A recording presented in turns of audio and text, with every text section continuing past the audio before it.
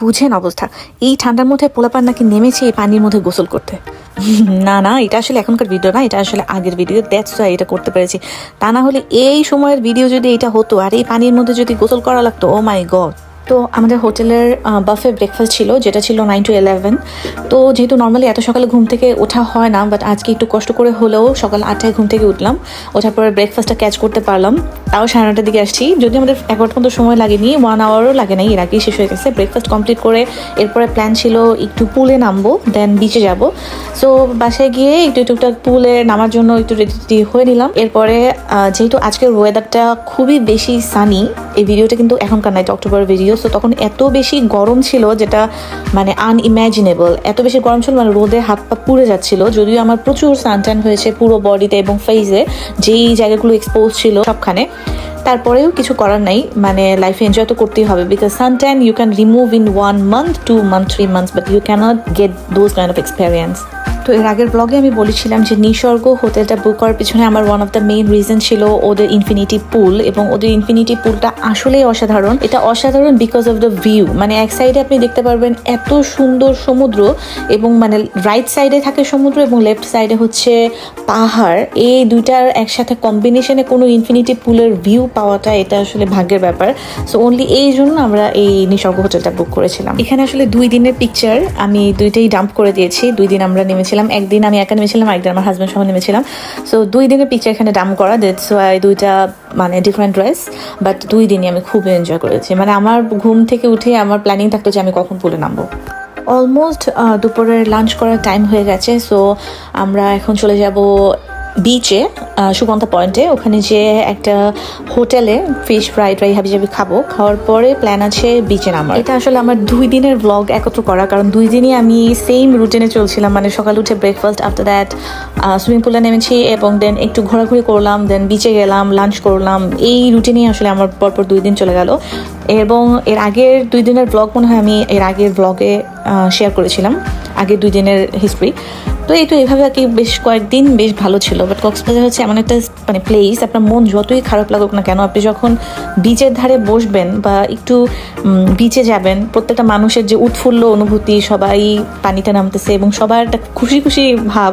আমার মনে হয় না যে কোনো মানুষ যদি মন খারাপ করে বিচে যায় তার মন খারাপ থাকবে, তার মন অল্প সময়ের মধ্যে ভালো হয়ে যাবে, এটা শিওর। ফাইনালি আমরা বিচে গিয়ে পৌঁছালাম, এবং যেহেতু আমরা কোনো ফোন ক্যারি করিনি, মানে আমাদের 2 জনেরই মোবাইল ফোন রেখে গিয়েছিলাম হচ্ছে হোটেলে।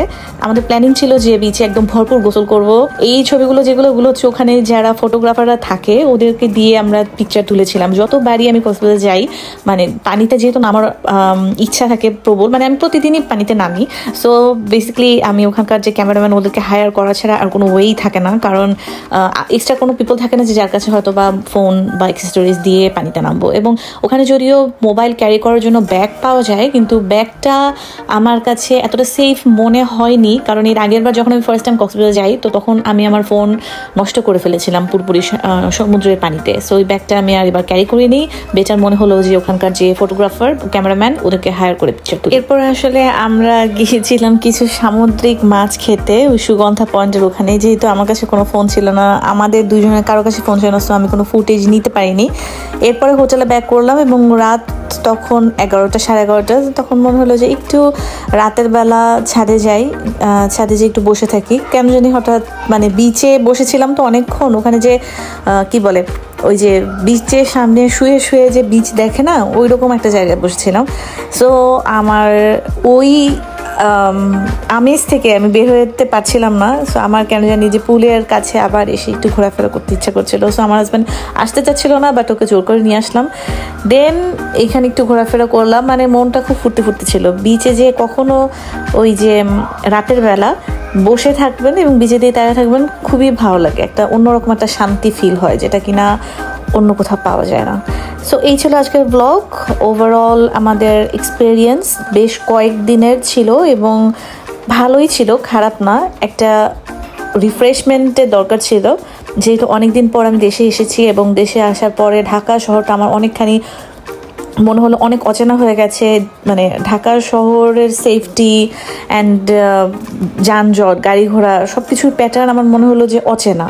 কিন্তু আমি কক্সবাজারে আসার পরে আমার মনে হলো যে এটা আমার চিরচেনাই আছে। আমি যদিও খুব বেশিবার আসিনি, কিন্তু আগেও যেরকম দেখেছিলাম কক্সবাজারটা ঠিক ওইরকমই আছে। কক্সবাজারে কোনো কিছু পরিবর্তন হয়নি।